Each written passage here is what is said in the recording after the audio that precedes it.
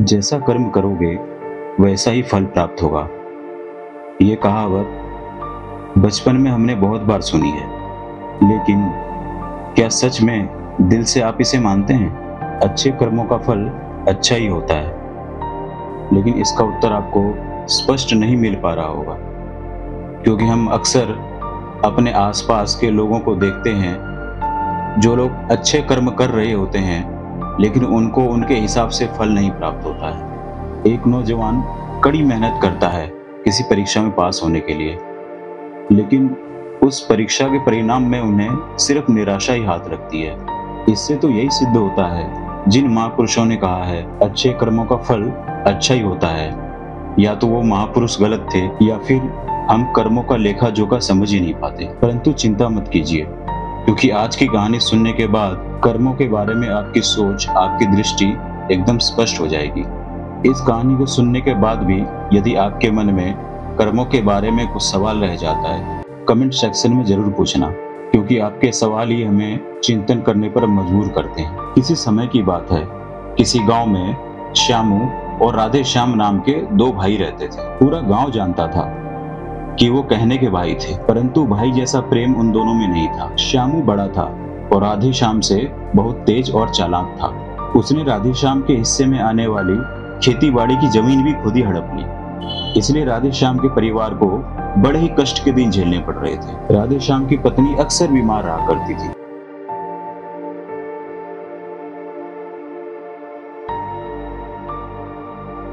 और उसके पास उसके इलाज तक के पैसे नहीं थे। लेकिन अपने भाई के विपरीत राधे श्याम बड़े ही शीतल स्वभाव का था और कभी किसी के साथ बुरा नहीं करता था। लेकिन उसके मन में अक्सर ये सवाल उठा करता था कि मैं कभी बुरा नहीं करता, किसी के बारे में बुरा सोचता तक नहीं, तो मेरे साथ ऐसा क्यों होता है? क्यों मेरी पत्नी हमेशा बीमार रहती है? क्यों मेरे पास इतना भी धन नहीं है कि मैं अपना जीवन अच्छे से बिता सकूं?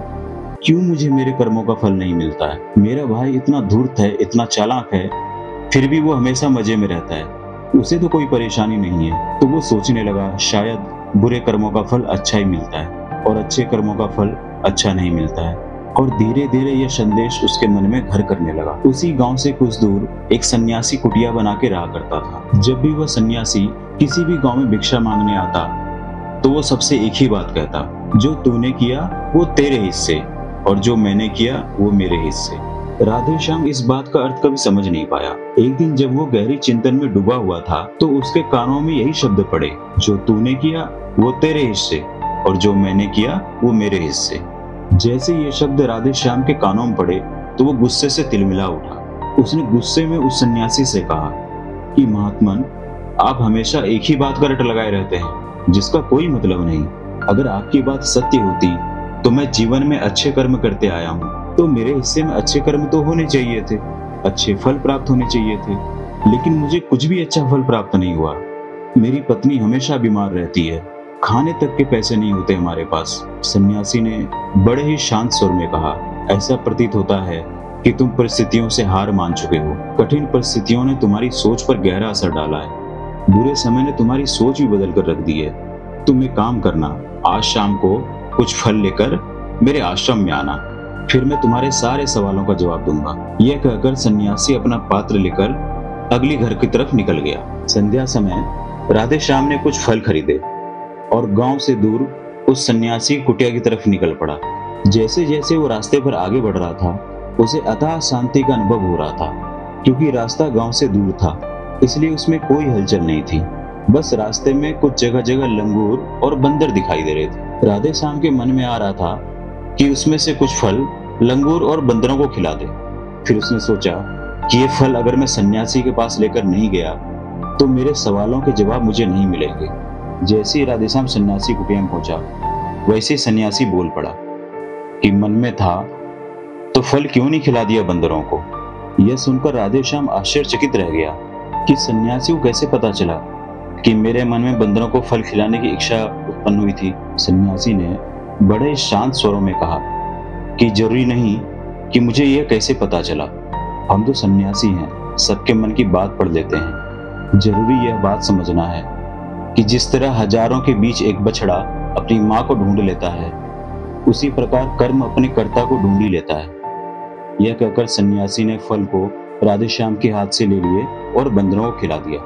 राधेश्याम इस बात का मतलब समझ नहीं पाया, इसलिए उसने उस सन्यासी से सवाल किया कि महात्मन, मैं आपकी बातों का अर्थ समझ नहीं पाया, कृपया करके इस अज्ञानी को अर्थ समझाएं। सन्यासी ने बड़े ही शांत स्वर में राधेश्याम को समझाना शुरू किया कि मनुष्य को हमेशा लगता है कि वही करने वाला है, वही कर्म है और वही करेगा, लेकिन समझने की बात यह होती है कि कर्म आपका खुद चुनाव करता है, आप कर्म का चुनाव नहीं करते। अगर आप किसी काम को करने के योग्य हैं तो हजारों लोगों के बीच में से कर्म अपने आप आपको ढूंढ कर निकाल लेगा। इसलिए योग्य बनने पर ध्यान दो, कर्म करने पर ध्यान मत दो। अगर तुम सिर्फ कर्म करने पर ध्यान दोगे तो कभी योग्य नहीं बन पाओगे। योग्य बनने के लिए जिन कर्मों की आवश्यकता होती है, पहले उन छोटे छोटे कर्मों को करना शुरू करो, और जब तुम योग्य बन जाओगे तो जिस कर्म के लिए तुम बने हो वो कर्म अपने आप तुम्हें ढूंढ के तुम्हारे पास आ जाएगा। उदाहरण के लिए तुम इन बंदरों को देखो, इन्होंने छोटे छोटे कर्म कर कर पेड़ों पर चलना सीखा, गुलाटियां लगाना सीखा, और इसी प्रकार छोटे छोटे कर्म करते हुए और ये मेरे तक पहुंच गए, और मुझ तक पहुंचने के बाद इनके पास खाना खुद ही पहुंच गया। इसलिए अपने रोजमर्रा की जिंदगी में छोटे छोटे कर्म करते हुए अपने आप को योग्य बनाते जाओ, और जब तुम योग्य बन जाओगे तो अपने आप में बड़ा लक्ष्य प्राप्त हो जाएगा। सन्यासी ने अगला कथन कहना शुरू किया, जो कि बहुत ही जरूरी था। ध्यान लगाकर सुनो, अगर तुम योग्य बनने के लिए कर्म नहीं करोगे तो दूसरे लोगों के कर्म भी तुम्हें प्रभावित करने लगेंगे। उदाहरण के लिए, तुम्हारी पत्नी कई दिनों से बीमार है, तुम अक्सर यही सोचते हो कि तुम्हें किन कर्मों की सजा मिल रही है, लेकिन समझने की बात यह है कि तुम्हारी पत्नी बीमार अपने कर्मों से है, तुम्हारे कर्मों की वजह से नहीं है। तुम्हारे कर्म तो अच्छे हैं, पर क्या पता तुम्हारी पत्नी के कर्म अतीत में अच्छे नहीं रहे हो, जिसकी वजह से वो बीमार हो गई हो, और तुम्हारी पत्नी के कर्मों की वजह से तुम्हें भी दुख झेलना पड़ रहा है। और इसी प्रकार बहुत से मनुष्य अपने बच्चों की वजह से, अपने परिवार की वजह से, इन सब की वजह से दुख झेल रहे होते हैं। लेकिन जरा सोचो, अगर तुम योग्य होते, खुद अपनी पत्नी का इलाज करवा पाते, उसकी बीमारी दूर करवा पाते, क्या पता अगर तुम योग्य होते तो किसी और स्त्री के साथ तुम्हारा विवाह हुआ होता जो स्वस्थ होती, लेकिन तुम योग्य नहीं थे, इसलिए तुम अपनी पत्नी की वजह से खुद दुख झेल रहे हो। अगर तुम योग्य बन जाओगे तो दूसरे लोगों के कर्म तुम्हें प्रभावित नहीं कर पाएंगे। सन्यासी ने राधेश्याम को चेतावनी देते हुए कहा कि याद रखना राधेश्याम, आपको वह नहीं मिलता जो आप चाहते हो, आपको वह मिलता है जिसके आप योग्य हो। इसलिए अपनी योग्यता को बढ़ाने पर काम करो और उसके लिए कर्म करो। कर्म का फल पाने के लिए कभी कर्म मत करो। राधेश्याम ने सन्यासी से हाथ जोड़कर एक सवाल पूछा कि महात्मन, कृपया करके मुझे यह बताएं कि मैं अपनी योग्यता किस प्रकार बढ़ा सकता हूँ, ताकि मेरा मुख्य कर्म मुझे खुद ढूंढ सके। सन्यासी ने बड़े ही शांत स्वर में कहना शुरू किया कि इसके लिए बड़े सरल उपाय होते हैं। सबसे पहला उपाय कि कर्म करके भूलते जाओ। तुम जो भी कर्म कर रहे हो अपने को योग्य बनाने के लिए, उस कर्म को करने के बाद भूल जाओ। यह मत सोचो कि उससे तुम्हें क्या प्राप्त हुआ। इसलिए कहा जाता है कि कर्म करो और फल की चिंता मत करो। अगर तुम फल की चिंता करोगे तो वास्तविकता में तुम कर्म कर ही नहीं रहे हो।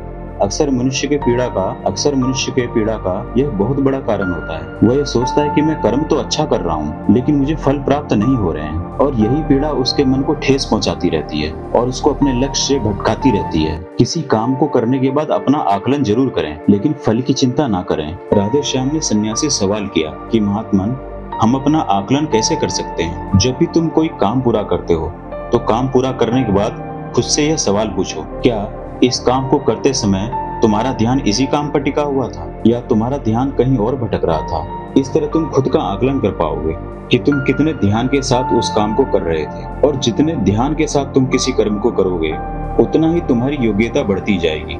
और अगर तुम यूं ही बस किसी कर्म को पूरा करने के लिए करते रहोगे तो उसमें से तुम कभी भी योग्य नहीं बन पाओगे। वह कर्म तो पूरा हो जाएगा, लेकिन उसका फल तुम्हें कभी प्राप्त नहीं होगा। तो इस प्रकार अपना आकलन करो कि तुम्हारा ध्यान वहां पर टिका हुआ था या नहीं, या तुम्हारे विचार तुम्हें कहीं भटका रहे थे। राधेश्याम ने इस पर एक सवाल पूछा, महात्मन, जब भी हम कर्म करते हैं तो हमारा मन विचारों से ग्रस्त हो जाता है और तरह तरह की बातें सोचने लग जाता है, तो किस तरह हम अपने ध्यान को एक ही कर्म पर टिका कर रख सकते हैं? इसके लिए कोई उपाय बताएं। सन्यासी ने इसका उत्तर देते हुए कहना शुरू किया कि जब भी तुम कोई कर्म करते समय अपना पूरा भाव उसमें डाल देते हो तो तुम्हारे विचार उसी कर्म पर केंद्रित रह सकते हैं। पूरी निष्ठा, प्रेम और सद्भाव के साथ किया गया कर्म तुम्हारे विचारों को इधर उधर भटकने नहीं देते।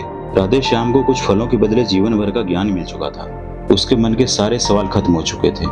उसने सन्यासी को प्रणाम किया और वहां से अपने घर की तरफ निकल पड़ा। रात हो चुकी थी और रास्ते पर अंधेरा छाया हुआ था। इन बातों के बारे में विचार करते हुए अपने घर की तरफ निकल पड़ता है। दोस्तों, ये कहानी कैसी लगी आप कमेंट सेक्शन में जरूर बताना। तो मिलते हैं अब किसी नई कहानी में, तब तक के लिए अपना ख्याल रखिएगा। जय हिंद, जय भारत।